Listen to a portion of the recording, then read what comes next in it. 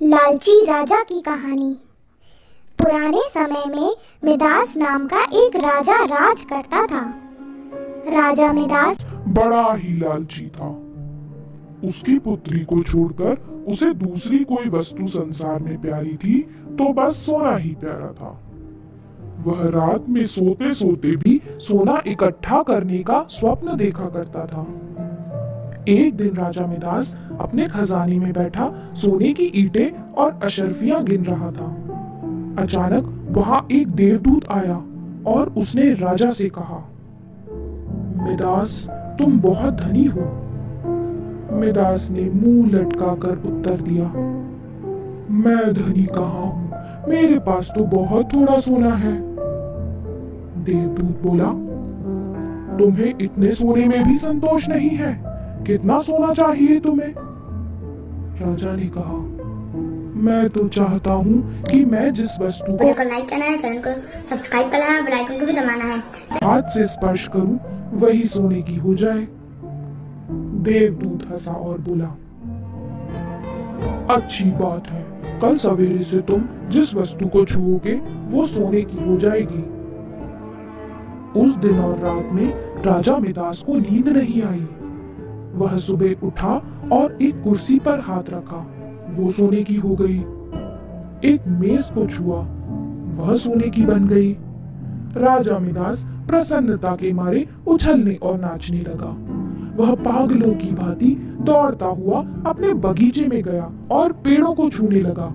फूल, पत्ते, डालियां, गमले सब छुए और सब सोने के हो गए। सब चमाचम चमकने लगे। मिदास के पास सोने का पार ही नहीं रहा। दौड़ते उछलते में मिदास थक गया। उसे अभी तक यह भी पता नहीं लगा था कि उसके कपड़े भी सोने के होकर बहुत भारी हो गए हैं। वह प्यासा था और भूख भी उसे लगी थी। बगीचे से अपने राजमहल लौटकर एक सोने की कुर्सी पर बैठ गया। एक नौकर ने उसके आगे भोजन और पानी लाकर रख दिया। लेकिन जैसे ही मिदास ने भोजन को हाथ लगाया, वो भोजन सोने का बन गया। उसने पानी पीने के लिए गिलास उठाया तो गिलास और पानी सोना हो गया। अब मिदास के सामने सोने की रोटियां, सोने के चावल, सोने के आलू आदि रखे थे। वह भूखा प्यासा था। सोना चबाकर उसकी भूख नहीं मिट सकती थी। मिदास रो पड़ा। उसी समय उसकी पुत्री खेलते हुए वहां आई। अपने पिता को रोते देखकर पिता की गोद में चढ़कर उसके आंसू पोंछने लगी। मिदास ने पुत्री को अपनी छाती से लगा लिया, लेकिन अब उसकी पुत्री वहां कहाँ थी?